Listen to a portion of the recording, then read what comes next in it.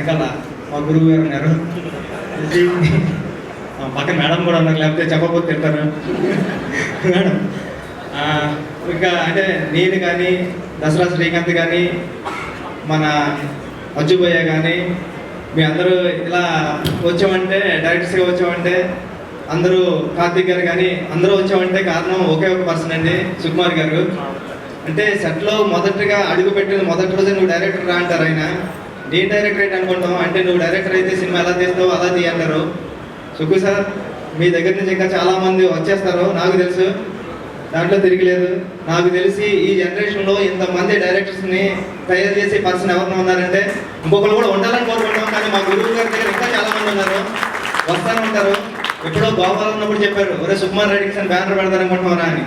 అంటే అది ఇంత అవుతుంది, ఇంత పెద్దది అవుతుంది, సుక్కు సార్ దగ్గర మేము ఎలా పడుతుంది, దాంట్లోంచి మేము పడతాం అన్నది ఎప్పుడు ఊహించలేదు. Sukku sir thank you so much, thank you sir. Music director Vijay మా కాకినాడే, సముద్రం పక్కన ఉంటున్నాడు కాబట్టి అంత మంచి మ్యూజిక్ వస్తుంది. ఇంకా పెద్ద మ్యూజిక్ డైరెక్టర్ అవ్వాలని నేను కూడా వచ్చి సినిమా చేయాలని అడగాలని కోరుకుంటున్నా. నేను చెప్పడం మర్చిపోయాను, రెహమాన్ గారికి వినిపించే జీవను ఇది. ఇంకా సుహాస్ ప్రతిసారి కొత్త సినిమా వస్తుంది, ఆల్ ది బెస్ట్. టీం అందరికి ఆల్ ది బెస్ట్ అండి.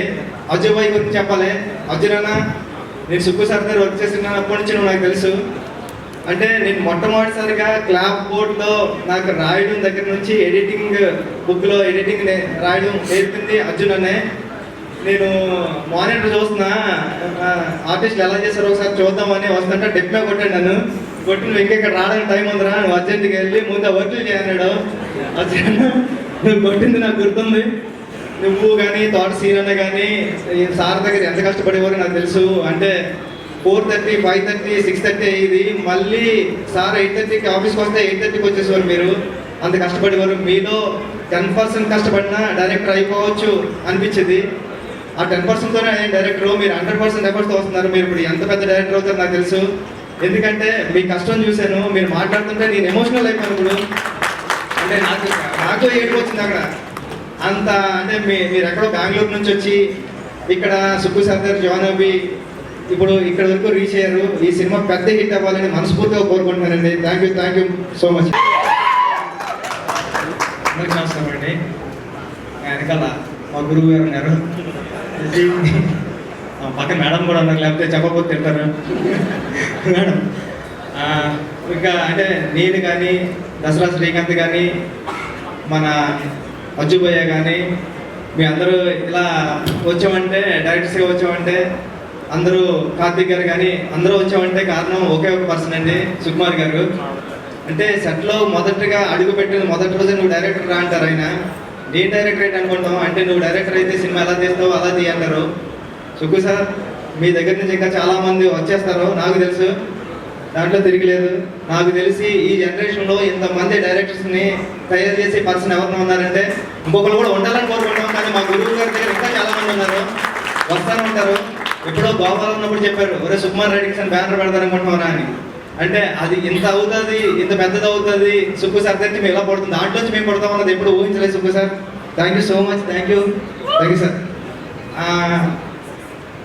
మ్యూజిక్ డైరెక్టర్ విజయ్ మా కాకినాడే, సముద్రం పక్కన ఉంటున్నాడు కాబట్టి అంత మంచి మ్యూజిక్ వస్తుంది.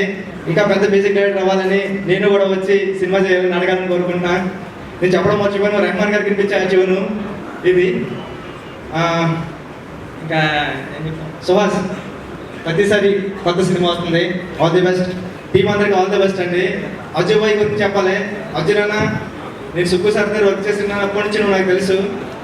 అంటే నేను మొట్టమొదటిసారిగా క్లాప్ బోర్డ్లో నాకు రాయడం దగ్గర నుంచి ఎడిటింగ్ బుక్లో ఎడిటింగ్ రాయడం నేర్పింది అర్జున్ అనే. నేను మానిటర్ చూస్తున్నా, ఆర్టిస్టులు ఎలా చేశారో ఒకసారి చూద్దామని వస్తుంటే డెప్పే కొట్టాడు నన్ను. కొట్టి నువ్వు ఇంకెక్కడ రావడానికి టైం ఉందిరా, నువ్వు అర్జెంట్కి వెళ్ళి ముందు వర్కులు చేయన్నాడు. అర్జెంట్ నువ్వు కొట్టింది నాకు గుర్తుంది. నువ్వు కానీ తోట సీన్ అన్న కానీ సార్ దగ్గర ఎంత కష్టపడేవారు నాకు తెలుసు. అంటే 4:30, 5:30, 6:30 అయ్యేది. మళ్ళీ సార్ 8:30కి ఆఫీస్కి వస్తే 8:30కి వచ్చేసేవారు. మీరు అంత కష్టపడేవారు. మీలో 10% కష్టపడినా డైరెక్టర్ అయిపోవచ్చు అనిపించేది.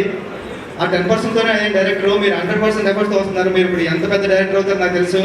ఎందుకంటే మీ కష్టం చూశాను, మీరు మాట్లాడుతుంటే నేను ఎమోషనల్ అయిపోయాను ఇప్పుడు. అంటే నాకు ఏడుపు వచ్చింది అక్కడ.